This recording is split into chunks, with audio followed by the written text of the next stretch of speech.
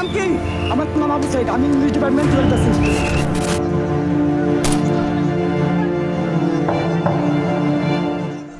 প্রায় 2 বছরের দীর্ঘ আইনি প্রক্রিয়া এবং নিবিড় তদন্ত শেষে ঘোষিত হল আলোচিত আবু সাইদ হত্যা মামলার রায়। বৃহস্পতিবার আন্তর্জাতিক অপরাধ ট্রাইব্যুনাল 2 এর চেয়ারম্যান বিচারপতি নজরুল ইসলাম চৌধুরীর নেতৃত্বাধীন 3 সদস্যের বিচারিক প্যানেল এ রায় ঘোষণা করেন। রায়ে 2 আসামিকে মৃত্যুদণ্ড, 3 জনকে যাবজ্জীবন এবং 25 আসামিকে বিভিন্ন মেয়াদে কারাদণ্ড দেওয়া হয়েছে। এছাড়া সাজার মেয়াদ শেষ হওয়ায় একজনকে খালাস দিয়েছেন আদালত। মামলা 30 জন আসামির মধ্যে 24 জন পলাতক থাকলেও 6 জন আদালতে উপস্থিত ছিলেন। 2024 সালের 16 জুলাই সরকারি চাকরিতে কোটা সংস্কারের দাবিতে আন্দোলন তখন তুঙ্গে। সেদিন দুপুরে রংপুরের বেগম রোকেয়া বিশ্ববিদ্যালয়ের প্রধান ফটকের সামনে জড়ো হন সাধারণ শিক্ষার্থীরা। আন্দোলনকারীদের ছত্রভঙ্গ করতে পুলিশ মুখোমুখি অবস্থান নেয়।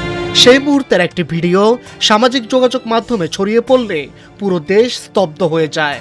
ভিডিওতে দেখা যায় পুলিশের বন্দুকের সামনে 2 হাত প্রসারিত করে অকুতোভয় দাঁড়িয়ে আছেন কালো টি শার্ট পরা এক তরুণ। তার হাতে ছিল কেবল একটি লাঠি। হঠাৎ করে পুলিশের ছোড়াগুলি তার গায়ে লাগে। 2 বার গুলিবিদ্ধ হওয়ার পর মুহূর্তের ব্যবধানে মাটিতে লুটিয়ে পড়েন তিনি। সহপাঠীরা তাকে দ্রুত হাসপাতালে নিয়ে গেলে কর্তব্যরত চিকিৎসক তাকে মৃত ঘোষণা করেন। সেই তরুণী ছিলেন বেগম রোকেয়া বিশ্ববিদ্যালয়ের ইংরেজি বিভাগের মেধাবী শিক্ষার্থী আবু সাইদ। আবু সাইদ হত্যাকাণ্ড নিয়ে শুরু থেকে সোচ্চার ছিল আন্তর্জাতিক মানবাধিকার সংস্থাগুলো। অ্যামনেস্টি ইন্টারন্যাশনাল ভিডিও ফুটেজ বিশ্লেষণ করে জানিয়েছিল সাইদ পুলিশের জন্য কোনো তাৎক্ষণিক হুমকি ছিলেন না এবং এটি ছিল সুস্পষ্ট বিচার বহির্ভূত হত্যাকাণ্ড। হিউম্যান রাইটস ওয়াচ এবং জাতিসংঘের মানবাধিকার বিষয়ক হাইকমিশনারের দপ্তর তাদের প্রতিবেদনে পুলিশের অপ্রয়োজনীয় এবং অপ্রাসঙ্গিক বল প্রয়োগের কড়া সমালোচনা করে।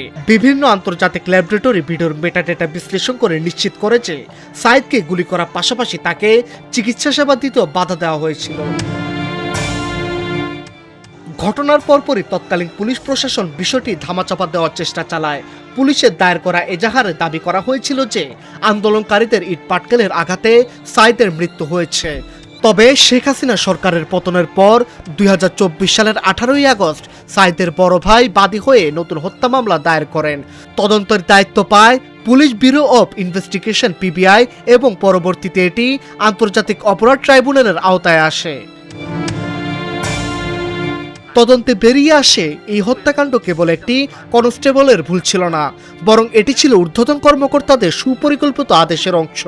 চার্জশিটে রংপুর রেঞ্জের তৎকালীন ডিআইজি, মেট্রোপলিটন পুলিশ কমিশনার সহ ঊর্ধ্বতন কর্মকর্তাদের আদেশদাতা হিসেবে এবং কিছু পুলিশ সদস্যকে সরাসরি গুলি বর্ষণকারী হিসেবে অভিযুক্ত করা হয়। একই সাথে বিশ্ববিদ্যালয় প্রশাসন ও রাজনৈতিক নেতাদেরও এই হত্যাকাণ্ডে সহযোগিতার প্রমাণ মেলে। আবু সাইদের এই আত্মত্যাগ কোটা সংস্কার আন্দোলনকে সাধারণ মানুষের গণ অভ্যুত্থানে রূপ নেয়। তার মৃত্যুতে ত্বরান্বিত হয় সরকার পতনের এক দফা আন্দোলন, যার ফলশ্রুতিতে অবসান ঘটে শেখ হাসিনার দীর্ঘ 1.5 দশকের শাসনের। এরপরে আবু সাইদ হয়ে ওঠেন জুলাই গণ অভ্যুত্থানের অন্যতম মুখ। ডেস্ক রিপোর্ট, আজকের পত্রিকা।